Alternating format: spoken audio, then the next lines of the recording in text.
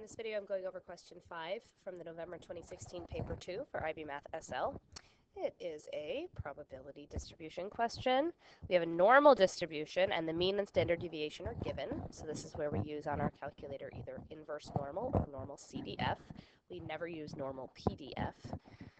So we have a newborn baby has a low birth weight if it weighs less than W, and we're going to try to find W, given that 5.3% of newborn babies have a low birth weight.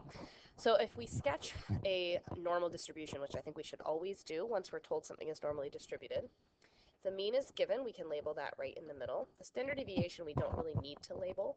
That would just be one less and one more than the mean for the next standard deviation and so on. But locating the 5.3% on here can be helpful, worth a point if that's all you're able to figure out, just for knowing how to represent that information. So only 5.3% of newborn babies are considered low birth weight. That's going to be all the way toward the left of our distribution, because 5.3% have a weight less than W. So if only 5.3% are less than W, W is going to be somewhere around here, with the 5.3% of babies weighing less than it. So if we're trying to find W, if we know the mean, we know the standard deviation, and we're given a percent, then we're going to use an inverse normal. If we know the mean, we know the standard deviation, we're trying to find a percent, that's when we use normal CDF. So those are the two options that we have. So when we go to inverse normal, they're going to ask us for the mean, which we can put in as 3.41, and the standard deviation, which we can put in as 0.57, and the area. And when it says area, it means area to the left of the value that you're looking for, which here would be the 5.3%, but we need to express it as a decimal, so 0.053. That would be the area if the total area under the curve is 1. That's what you're thinking. So move the decimal back 2 places and put that in. And I'm not going to switch over to the calculator for this one. It's going to come out to 2.49.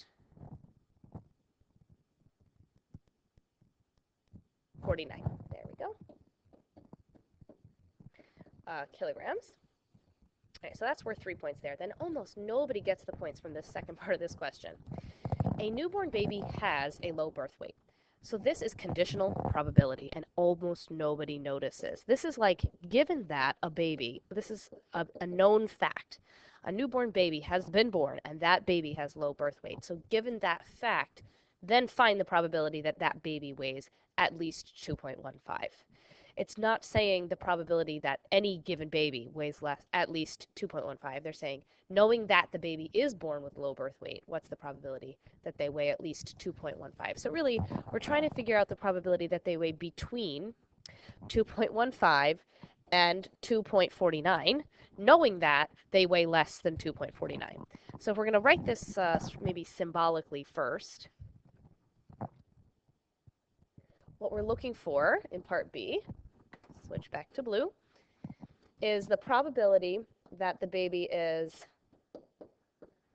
weight, let's say, is between 2.15 and 2.49.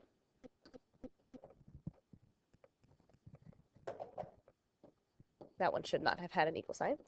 Given that, so this changes the denominator, given that we know their birth weight was less than 2.49 to begin with. Otherwise, they're not classified as a low birth weight baby, and they're not under consideration for this question. So it's a conditional probability question. You can type in each of these separately.